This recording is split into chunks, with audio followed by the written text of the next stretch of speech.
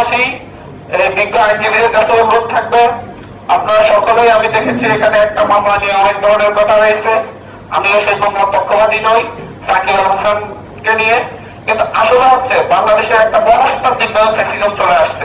ফ্যাসিজমটা শুধুমাত্র ইনস্টিটিউশনে ছিল তা নয়, ফ্যাসিজম কিন্তু মনস্তত্ত্বে ছিল। এবং আমরা নিজেরাও হয়তো এখন এই ফ্যাসিজমের 16 বছরের নিজেরা বড় হতে হতে নিজেদের মাথায় একটা ফ্যাসিজমের ভূত কাটে আছে। প্রতিশোধ পরায়ণতা যেটা ফ্যাসিজমের মূল ক্যারেক্টার, সে প্রতিশোধ পরায়ণতা থেকে হয়তো বা এই ধরনের ঘটনাগুলো ঘটে আসছে। এই বিষয়টা থেকে সরে আসতে হবে, আমাদের একটা আবার বোঝাপড়া নিশ্চিত করতে হবে। এই ব্যাপারে আমাদের বিভিন্ন ধরনের কর্মসূচি হয়তো হাতে নিতে হবে, কথা বলতে হবে এবং বোঝাতে হবে যে আসলে ফ্যাসিজমের বৈশিষ্ট্যগুলো কি কি, আসলে কি আমরা সেই পথে আগাচ্ছি কিনা। একই সাথে যেমন আইনজীবীদের বিভিন্ন কোর্টে যেভাবে আসামিদের উপর ডিম নিক্ষেপ করা হয়েছে, এটা দ্বারা আমরা কি শিক্ষা পাচ্ছি? পরবর্তী প্রজন্ম আসলে আবার অন্যরা এখন তারা ডিম নিক্ষেপ করেছে, তারা যদি আবার আসামি হয় তাদের উপর আবার কোর্ট চত্বরে ডিম নিক্ষেপ করা হবে। এটা তো আমার হচ্ছে এক ধরনের বৈশিষ্ট্য হয়ে যাবে, মনে করা হবে এটা লিগাল, যেহেতু আইনজীবীরা করছে। এবং হচ্ছে এটা যেহেতু ইয়েতে জজ কোর্টে হয়েছে, ঢাকার মতো জজ কোর্টে হয়েছে, সেহেতু গ্রামাঞ্চলে যাকে অপছন্দ হবে তাকে ডিম মারো, এটা মনে হবে যে লিগাল। আসলে এটাও তো এক ধরনের পোস্টারের অপরাধ, এটা নিয়ে আমাদেরকে কথা বলতে হবে। পাশাপাশি আমরা মনে করি বাংলাদেশে যে একতাটা গড়ে উঠেছে, ছাত্র, শিক্ষক, জনতা, আইনজীবী সকলে যেভাবে কাঁধে কাঁধ মিলিয়ে একটি ফ্যাসিস্ট রেজিমকে সরাতে পেরেছে এবং এই জাতির কাঁধে ছেঁকে বসা একটা সরকারকে হটাতে পেরেছে সামনের দিকে, আমি মনে করি ছাত্র, জনতা, আইনজীবী, শিক্ষক সকলে একসাথে কাঁধে কাঁধ মিলিয়ে এদেশের সংস্কারটাও নিশ্চিত করতে হবে।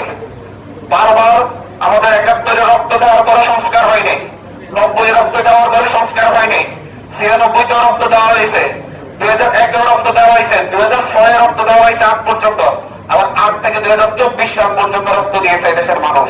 এদেশের মানুষের ইতিহাস 53 বছরের স্বাধীনতার ইতিহাসে আমার মনে হয় না কোন একটা বছর রক্ত না দিয়ে দেশের মানুষ থাকতে পেরেছে। যারা এই ন্যায়ের জন্য বারবার কেন আমাদেরকে রক্ত দিতে হবে, ন্যায়টাকে প্রাতিষ্ঠানিক রূপ কবে দিতে পারবো আমরা?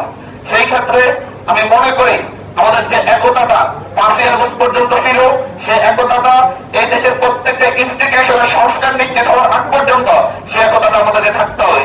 অলরেডি আমাদের মধ্যে বিভাজনের চেষ্টা করা হচ্ছে, ছাত্রদের মধ্যে বিভিন্ন গ্রুপ তৈরি করা হচ্ছে, পাবলিক প্রাইভেট বিভাজন, ঢাকা বিশ্ববিদ্যালয় বহিরাগত বিভাজন, এরপর সমন্বয় সাধারণ শিক্ষার্থী বিভাজন, তাছাড়া আইনজীবীদের মধ্যে বিভাজন, বিএনপি পক্ষে আইনজীবী, আওয়ামী পক্ষে আইনজীবী। আমরা আসলে বিভাজনের জন্য তো বারবার রক্ত দিচ্ছি না, যে অপরাধে তার বিচার হবে, সে কোন পন্থী ছিল তার আরো থাকতে পারে, কিন্তু সকলকে কাঁধে কাঁধ মিলিয়ে যদি লড়াইটা না করতে পারি, এখন যদি জাতীয় একতা নিশ্চিত না হয়, তাহলে আমার মনে হয় আমরা পিছিয়ে পড়বো। শহীদ আসাদের যেরকম রক্ত বিঠে গিয়েছে, শহীদ ডক্টর শামসুজ্জামান রক্ত যেভাবে বিঠে গিয়েছে, এখন আমাদের আবু সাঈদের রক্ত গুলো বিঠা যাবে।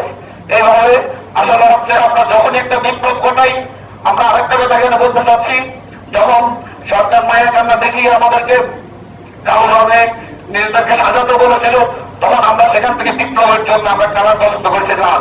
সেখানে যেভাবে দেশের মানুষ ফেসবুকে একতা দেখিয়েছে, অনলাইনে একতা দেখিয়েছে, সেই লালের একতা, এখন আমাদের বিপ্লবটা শেষ হয়নি। বিপ্লব শেষ হবে যেদিন এদেশের প্রত্যেকটা মানুষ স্বাধীনতা পাবে, যেদিন এদেশের রিক্সাওয়ালা মনে করবে যে হচ্ছে আমি সুপ্রিম কোর্টে গেলে